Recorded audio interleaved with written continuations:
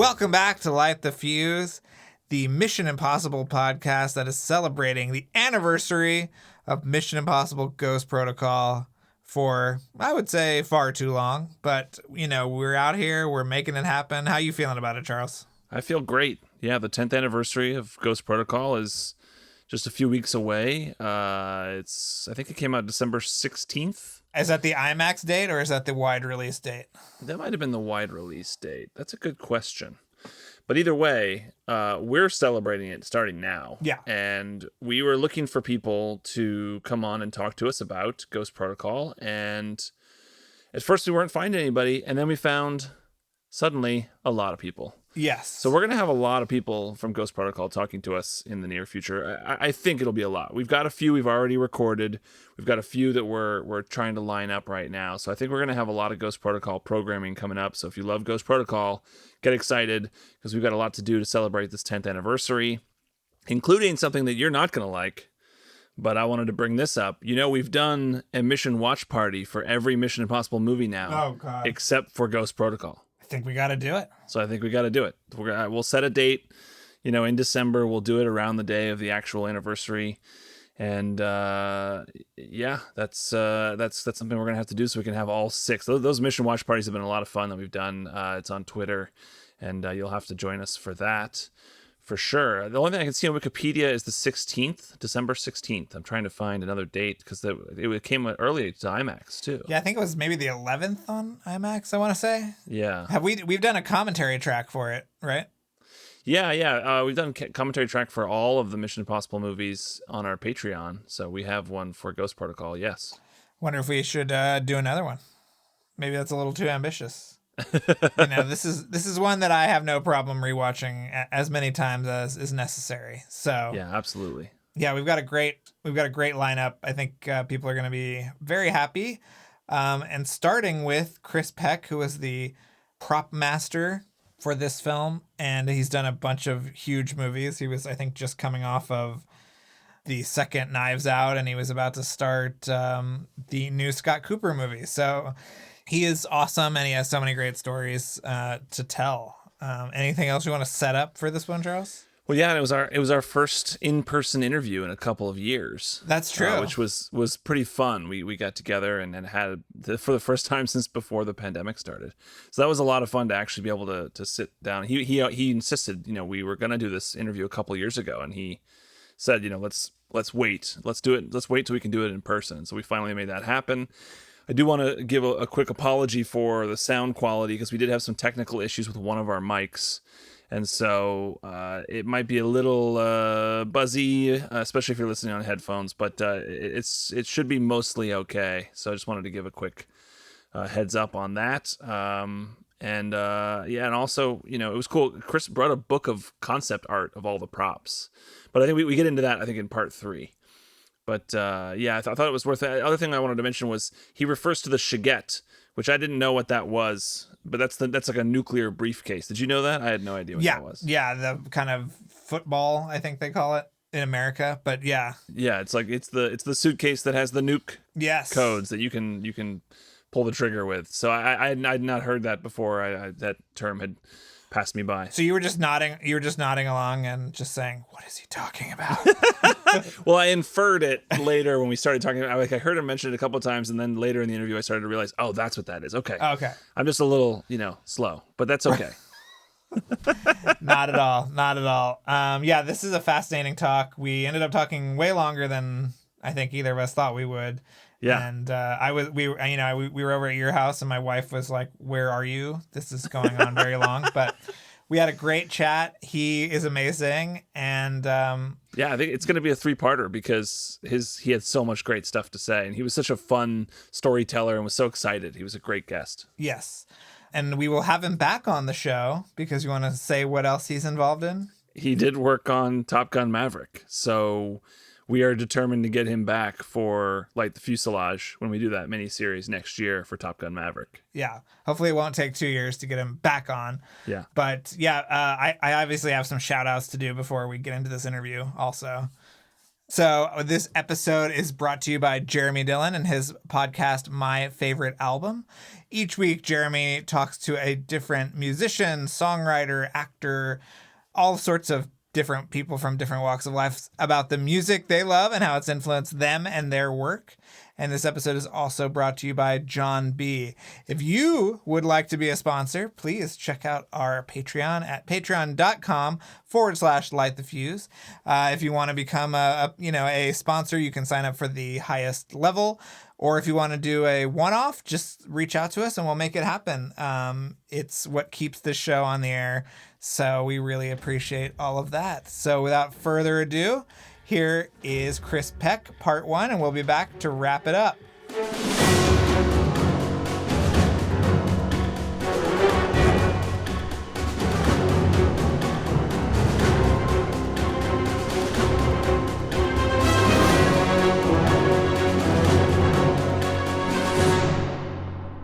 Well, we're so thrilled to be joined by Kris Peck, and you were, what was your title on Ghost Protocol? Prop master. Prop master. You're the master of props.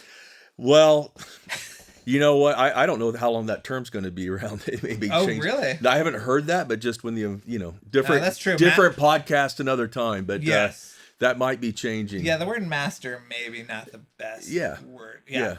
But there's so many great props in that movie, and I was wondering, was there some kind of sort of overarching sort of philosophy to the props? Because we've heard Bird talk about, he wanted iPads and iPhones and these things to be utilized, but did he sort of relate any of that to you? Absolutely. Let's see here. So what I do want to say is, I got called I just worked with Tom on this movie called Night and Day. And right after that, I got a call to come in and interview with, Jeffrey Chernoff, Tommy Harper, Brad Bird. And at that time, when, that a call comes, I was like, are you kidding me? Mission Impossible, that to me is the greatest prop job ever.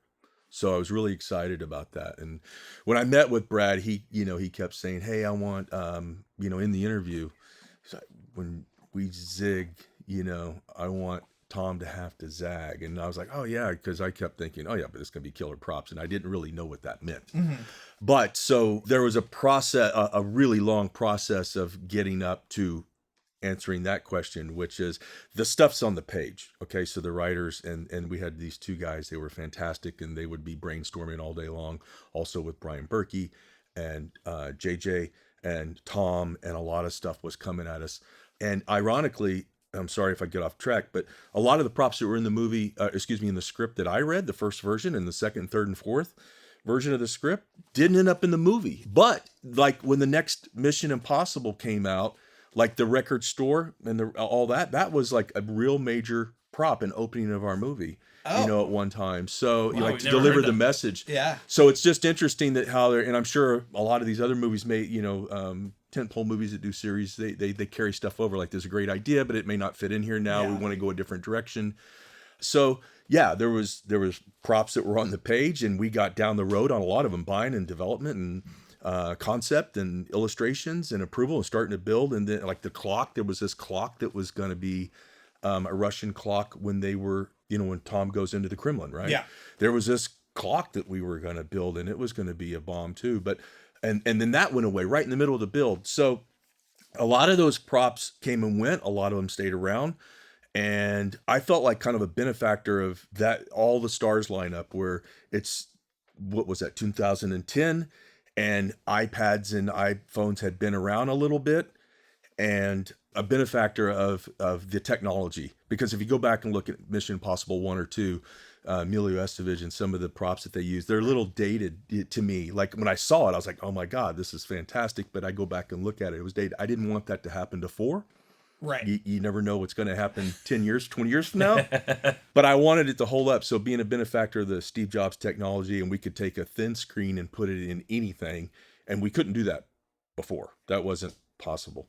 And then the relationship that Brad had with Steve, that was really helpful. And then the relationship that JJ had with Steve Jobs, because JJ, I think, went to Apple and saw some stuff, and right at the beginning of shooting, JJ came back and said, don't use any big computers. Don't be, everything, the next stuff that's coming out within 9 months, 8 months is all going to be small. Our stuff's going to look dated. So we were getting notes and updates, and Wow. I kind of felt like a benefactor of the technology being at the right place at the right time. That's so cool. When you talk about deleted scenes, we're obsessed with maybe the biggest deleted scene from that movie, the snow chase. Absolutely. So what did you? I'm surprised you knew about that. Oh, we are so into it. Well, we've seen the costumes. We've seen some of the costumes. How far did you get along? And what were you building for that? I want to say there was like a solar powered snowmobile, or I'm trying to remember, but I remember we were using, I tell you what, like the entire surface of whatever we were building were solar panels. Oh, cool. Wow. So, and I don't know if it was some sort of snowmobile or something like that. Okay. And every surface of it was a solar panel, which was, I thought, kind of cool at the time. And, I feel like we're kind of seeing that now in our environment. Yeah. I do remember, here's something kind of funny. We shot one of the scenes actually that wrapped around that in Vancouver on December 23rd or December 22nd or something like that. It was our last night, last scene. It's 1, 2 in the morning, and we're, we had a long setup. There was, 30 feet of dolly track that Ellswood and the guys built, and I had tons of stuff laid out, that that scene, it was all going to work. A lot of gadgets and holsters that were white, guns that were white. Whoa. And I had it all custom built by a vendor that's up in, I want to say they're in Washington State.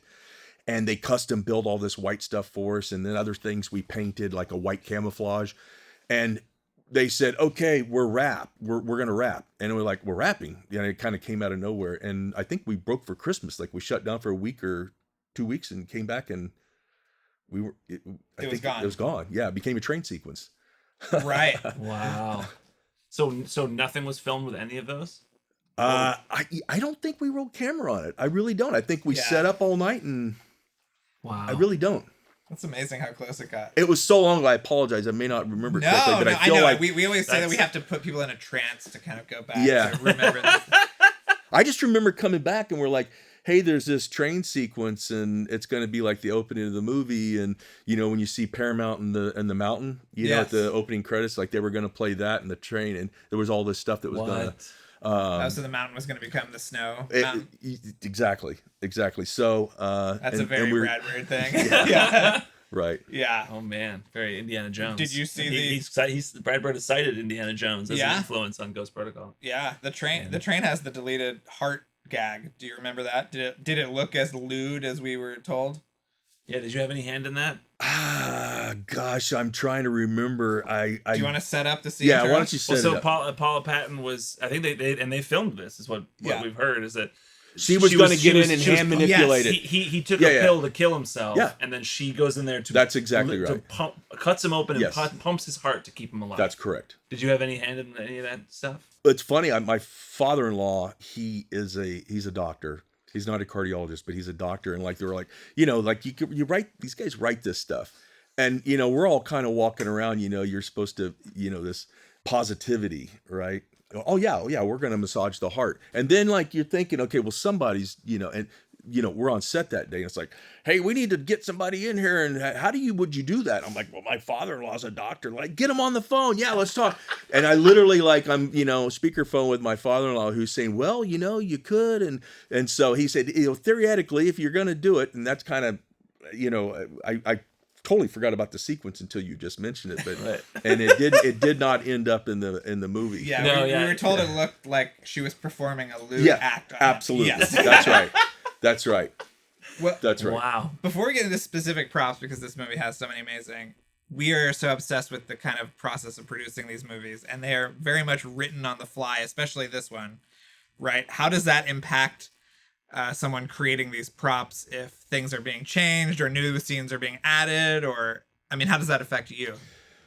Boy, when we started the movie and this exact scenario you're talking about came up, all of a sudden they wanted to do this biometrics scene in the back of the van when he gets out of prison. Right. Okay. The second version of the prison, right? Because you were probably there for the nighttime prison break too? Yeah, with the absolutely. tongue and everything? With the what? The tongue, Simon's tongue. Do you remember that?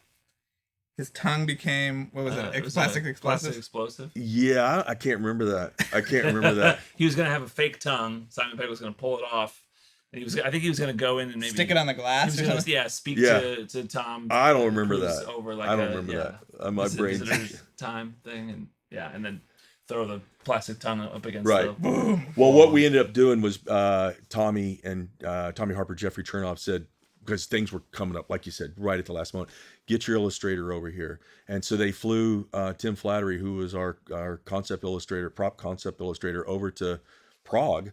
And he literally was, as stuff would come up, would start drawing them. So, it was before Zoom, and I'm getting on the phone with people in LA. I'm literally having meetings at 2 a.m. with like the manufacturer, the vendors in LA, when they could talk to me. And that becomes not really an efficient way of working. They recognize that immediately. And we're like, yeah, the illustrator has to be in the same time zone. So that's one of the ways we approached it. But you gotta roll with it, and also like this, when this opportunity came up at that point in my career, I'm at a different point in my career now, that 10 years later, where I'd say, hey man, this is insane.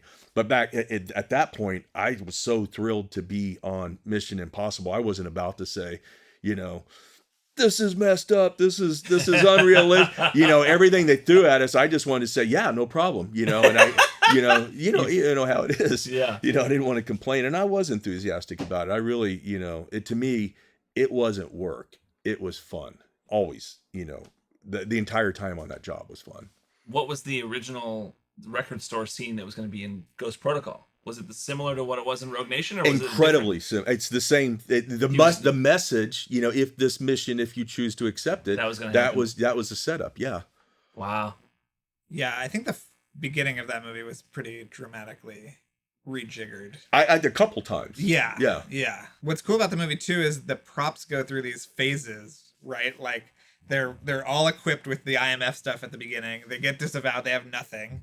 And then they come in with all this sort of stuff at the end from the fog and, all of that stuff. So did you guys look at that? Like there would be different looks for each of these kind of like phases of props throughout the movie? I'm sure Bird thought something about it. That one of the big thing was, here's a couple things that I recall. It's like we wanted to, even though it's not, base it in reality, like analog. Like when you look at push buttons and stuff, I and Jim Bissell and Brad Bird and Tom Cruise and everyone, we didn't want to look at it and feel that it was dated. So somehow we got kind of caught up in this.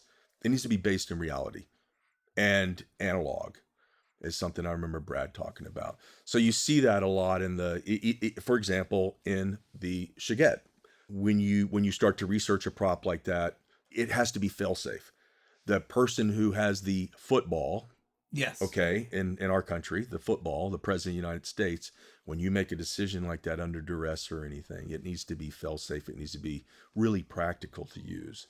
And so that concept went into a lot of the things that we were doing. Even though they were slick and polished, it kind of went back to, it's got to be based in reality.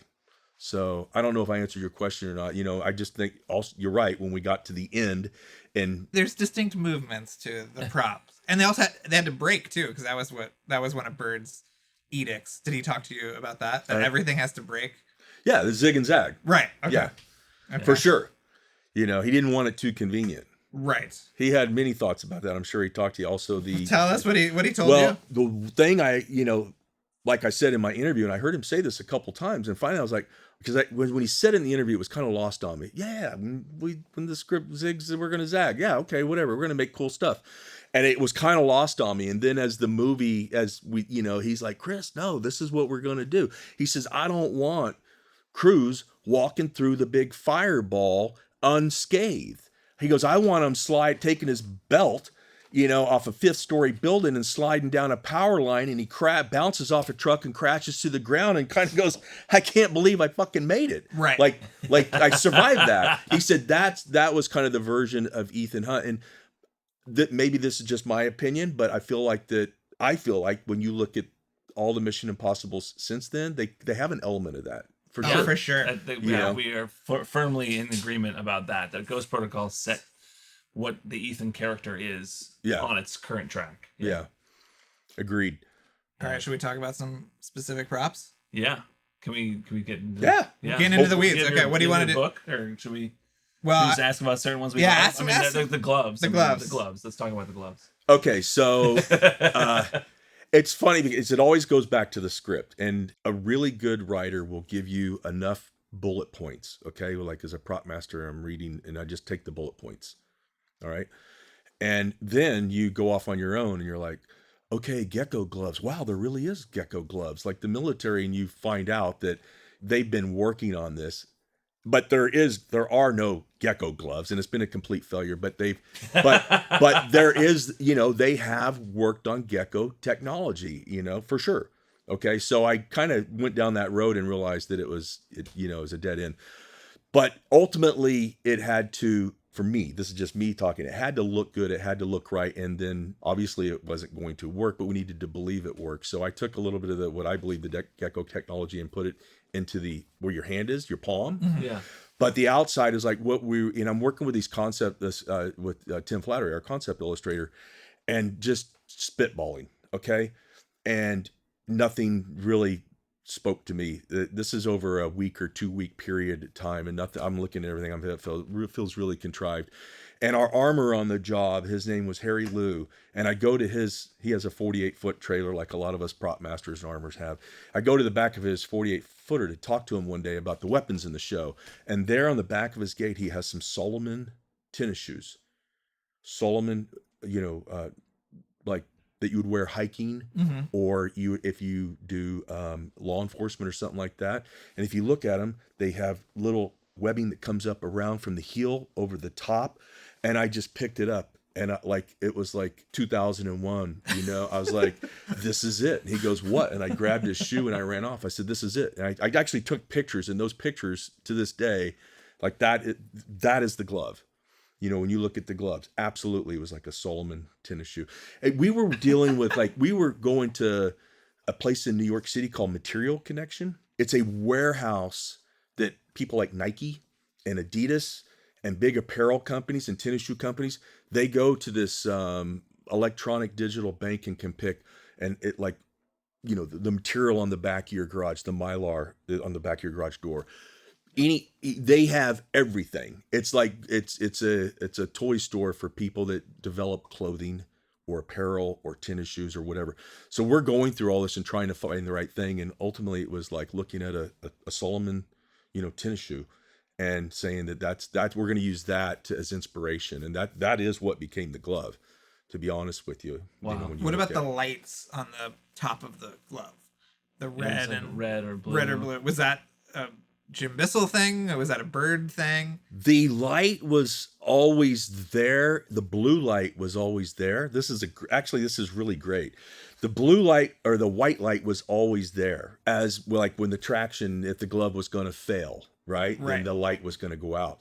And somewhere in the middle of rehearsing a scene with Simon Pegg, you guys know I'm going to embarrass myself. Blue is glue, blue red is glue, dead. red is dead. Yeah. That came up in a rehearsal of a scene, and all of a sudden it's like, yeah, and I'm like, someone says to me, no, visual effects, I think it was Tom Pites, was like, yeah, we're going to it needs to be red. I'm like, it's not red. Like, I'm hearing red for the first time. Don't worry, we're going to make it red. And that's like, to me,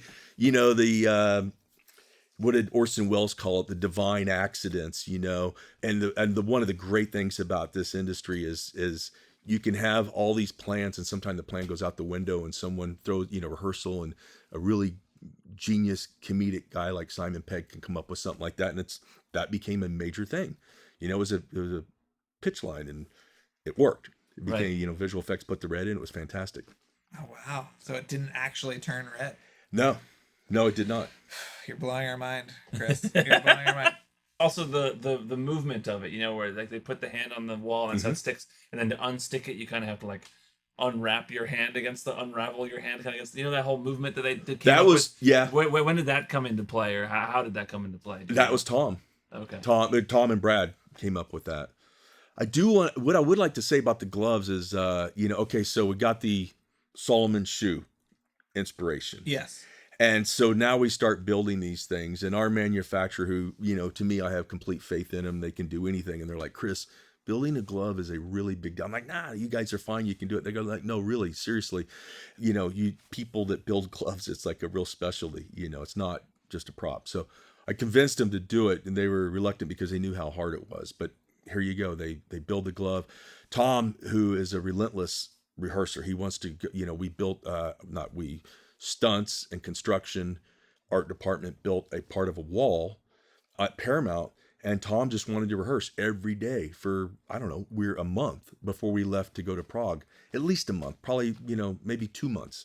He's going up and down that wall just to like get a feel for it, right? What is it going to be like to be in the harness? What is it going to be like to climb? And how do we do the hand movement that you kind of said, which is, it's choreographed. It's a choreographed hand kind of touching it and feeling like it's a gecko. And finally we get these gloves, and Tom is like, it's really hurting me, Kris, right here in my arm. It hurts really, and he's looking at me. I'm like, I didn't know Tom that well at that time. I'm like, is it really hurting him? I didn't know. I have to take him for his word. And so the manufacturer's there too. And he comes and he asks Lewis to come over, and he says, put this on. Do you feel that? Do you feel it? And Lewis is like, I do feel it. And he really did. And they addressed it. There was a lot of versions of those gloves. And one of my last days in Prague, I got a set of gloves there that it's like, okay, there may be 2 or 3 or 4 more rounds, but I'm running out of time. And there was going to be a screening of a camera test. And I meet at the theater. We're at Prague. I'm at the front of the theater. Tom comes in, followed by Bird and Chernov and all these guys. And Tom says, hey, Kris, hey, Peck. And he puts these gloves on. He goes, that's it. Gives me a high five. And he said, that's it. It's perfect. It's great. And I was beside myself because I'm thinking, I'm running out of time. There's 2 weeks before we go to Dubai, a week, and there's going to be 2 more versions. I know it. And it was stressing me out.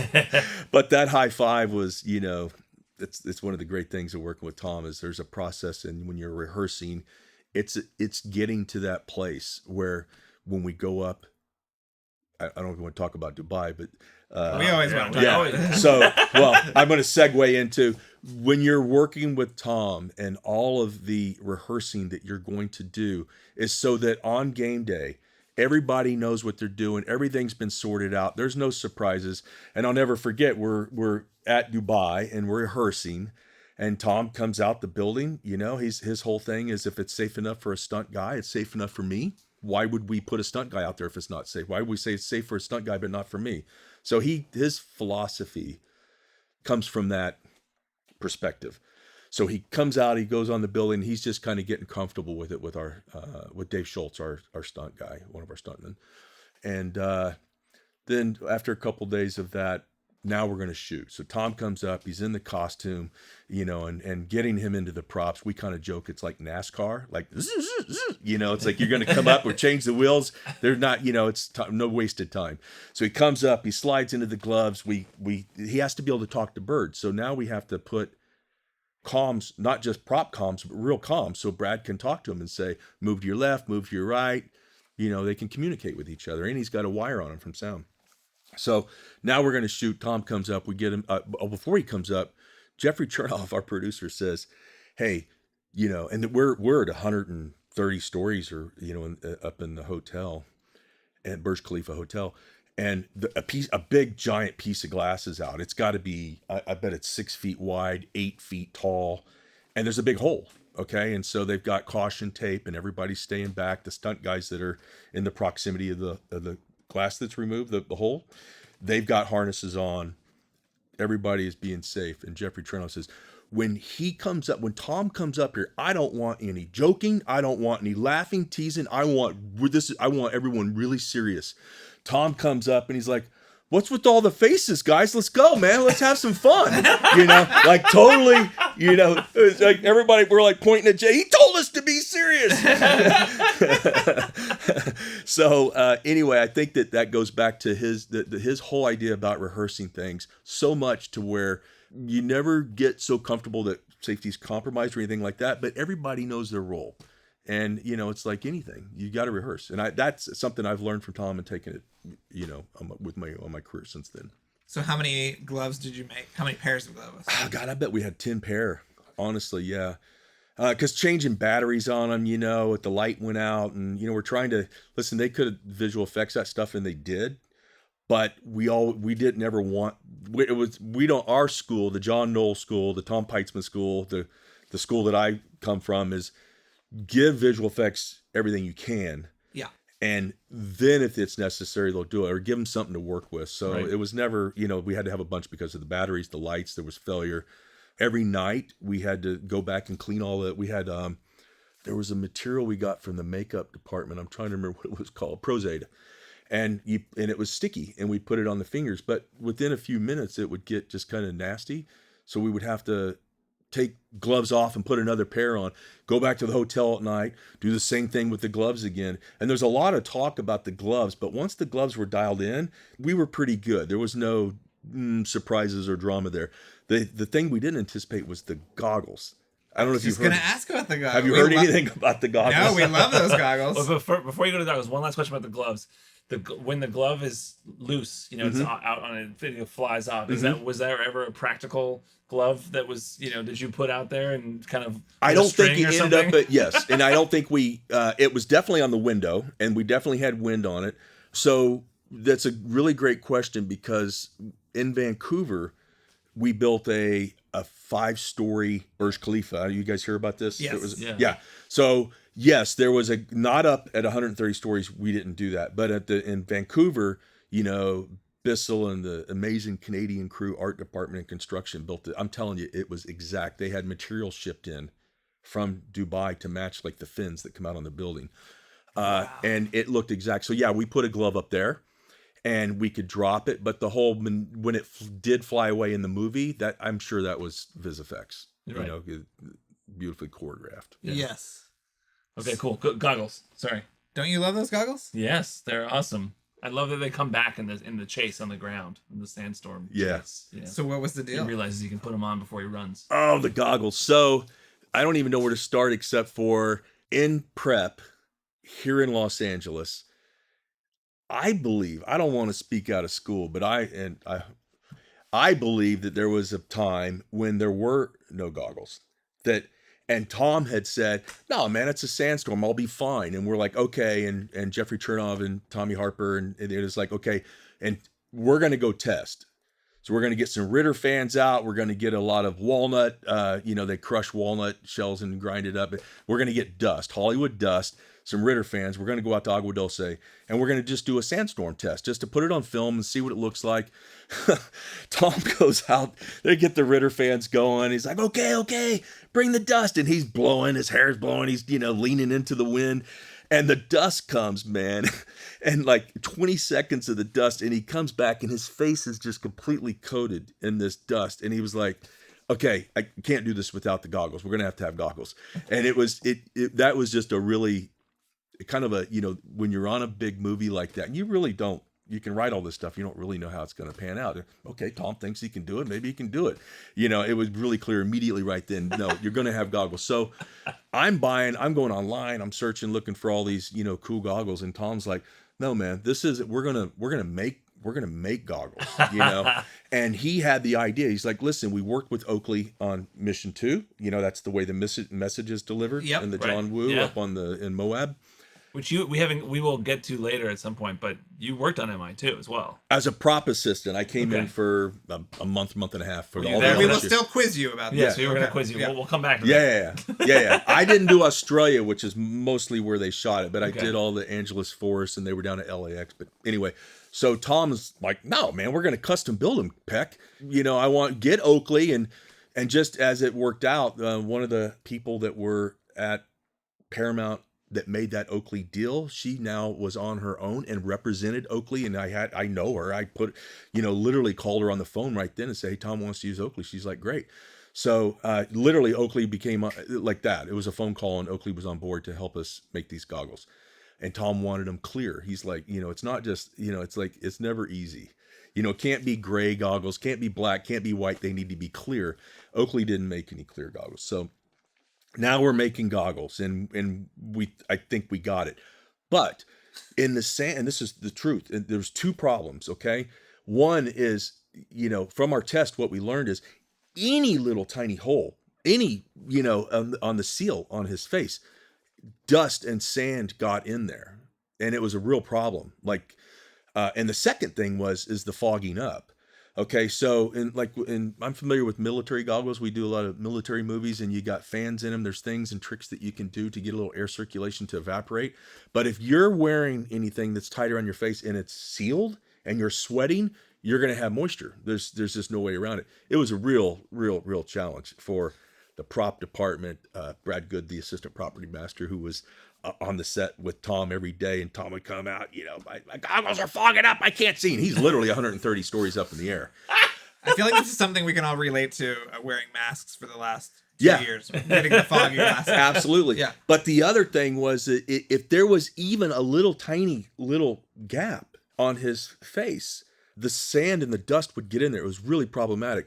So, true story, Michelle Burke was his makeup artist for a long time. She'd done a lot of movies with him. And she had a form of his head, like he did a life cast. And she got, made out of foam for me, a cast of his head. And every night, it was in my hotel room, and every night I'd go back and I'd have to literally I had 15 pairs of these Oakley goggles, and I had to take, and Oakley gave me like just generic foam that went around the goggles. It was die cut foam, it had stick on, double stick tape on one side. And then I have to take it and I have to put it on the goggles on the form, and I have to look for any light. I'd hold up a flashlight and shine it through. And if I could see light getting through, then we would have to add more foam or just start over every night. Wow. And this is for, I don't know what we were in Dubai, 4 weeks, 6 weeks, something like that, and he wore the goggles the entire time. So you had to do that for the Burj too? Or just for the Burj? Sandstorm? Both. It was for the Burj Khalifa. It just became a problem. And it really, we never resolved the moisture, to be quite honest with you. And in fact, when they started the next Mission Impossible after that, I got a call from the producer on it, and he's like, "Hey, we're gonna do some custom goggles for Tom for the Mission Impossible we're working on for underwater." He got any advice, and it was just like, "Good luck." And they're in the movie. It's at the end when the turbines are going. Yeah. So did it fog up and ILM had to take out the fog, or? Listen, they weren't that. It wasn't like that, but it would be a little bit of fog, and it would drive them crazy. I don't know. I think we were fine, and we were able to work around it, because when they fogged up, he came in and we changed him out. I don't recall it ever. I imagine that's more difficult when he's hanging outside of a. Listen, here's the problem. To get everybody ready to go, there's a lot of people to make a movie. We're going to get them in the harness. We're going to have a safety meeting. We're going to put them outside. Then we're going to get the camera position, or we're going to get the helicopter up in the air. So a lot of labor goes into, now he's outside of the building, let's shoot. And listen, I've worked with Tom several times. There is no, okay, we're going to come to set and we're going to rehearse for a half hour, send the crew away for coffee. Tom comes to set, if it's a 7:00 crew call, he's there at 7:05. Well, let's just shoot the rehearsal. Let's roll. So the idea of coming in because of fog goggles is,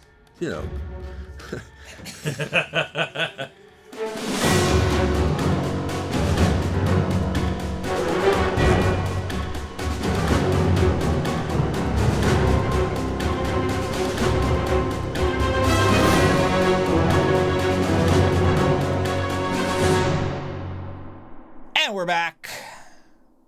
What a guy. What a guy.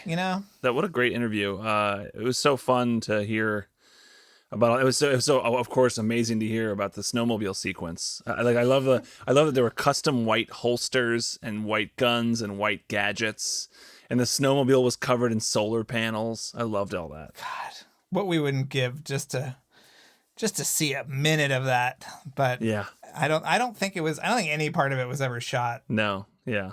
It's maybe someday they'll bring it in. Maybe they can do something with snowmobiles in 7 or 8. Yeah. Doesn't look like it was in 7 from the trailer that we saw, but maybe in 8. Yeah. Fingers crossed. What else, Charles? Well, it was interesting to hear. I don't think we'd ever heard that before, that the record store was originally going to be in Ghost Protocol.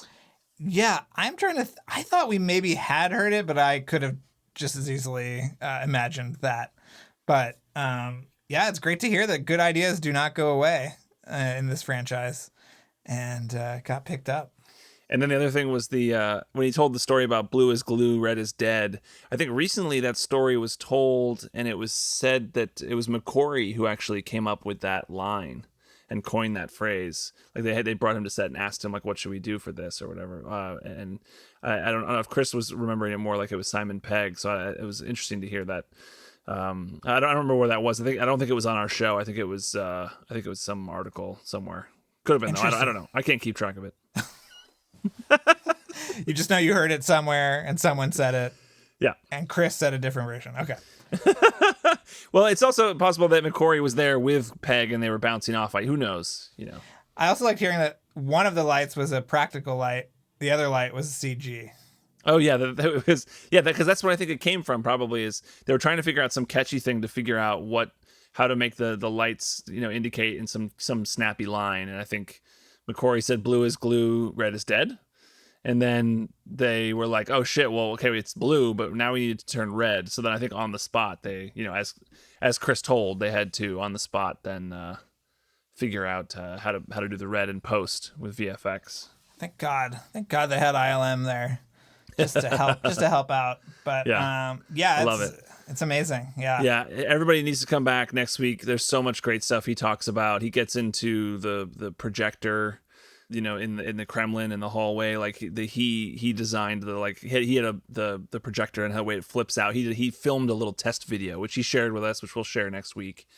And he talks about other things. He talks about Steve McQueen references and how he thinks Tom Cruise is big into Steve McQueen and other stuff. We get into Tomorrowland a little bit. I know your favorite. Oh, we always, the people love the Tomorrowland anecdotes. It's just that we've talked to so many people that have had something to do to Tomorrowland. Yes. One day I'll cobble it all together. We'll just do a super cut of Tomorrowland anecdotes. But yeah, just for you. Just for me. Yeah. It won't go out publicly. I don't think anybody. Me. Yeah. But so then in part 3. We get it. There's more stuff. He talks about working with Gore Verbinski a bunch. He's a good friend of Gore Verbinski's as well. He talks about working on The Dark Knight, and so there's a lot of great stuff coming forward, and of course a lot more about Mission Impossible: Ghost Protocol. So you got to come back. In the meantime, though, I need to give a special shout out to. I want to say a thank you to Friedrich Skaug Fadness, and I also want to give a special thank you to Jacob Ballard. So thank you, Jacob and Friedrich, for making this episode possible. And I just also want to credit our editor and mixer, Luke Burson, and our music, of course, is by Kevin Blumenfeld. And what else, Drew? I don't know. You think Kevin's feeling pretty cocky these days? He hasn't had... we've been doing this podcast a long time and nobody's come after him. So he must be. You're trying to stoke the fire. You want to get. Yeah. You want the flames. You want the flames of legal action to come back. Yes. Yeah. I just want that heat on him. Just that pressure. Yeah. I think that I would obviously encourage everyone to join our Patreon. It's a really fun place to be. We have these great monthly Skype hangouts if you hit a certain level, and we have new episodes every week. I don't know what this week's is going to be, but I'm sure it's going to be amazing. And we just did an episode about Rebecca Ferguson, some comments that she made about MI7 recently and MI8 actually. That was a fun episode. We did our big hour-long James Bond episode that people really loved. I'm trying to think of what else we did recently. We did a Color of Money anniversary. Yeah. It's the 35th anniversary of Color of Money. Is that right? I think so. Yeah, so that was a big one. So we wanted to talk about that movie, which is an awesome Martin Scorsese movie, starring, of course, Tom Cruise and Paul Newman. So of course we're doing weekly episodes on the Patreon. You got to check it out. Please sign up. Yeah, if you want to buy a T-shirt, go to TeePublic, right? We've got a large variety of T-shirts there. And also, if you could just subscribe, rate, and review the podcast wherever you're listening, it's a huge help. It gets the word out. And just tell people about it. I feel like there are a lot of closeted Mission Impossible fans out there that are just waiting to have some acknowledgement and to have a nice community to enjoy. And that is us. We are your one-stop shop. So come on back for next week, and we'll have part 2 of Kris Peck. Right, Charles? Yep. All right.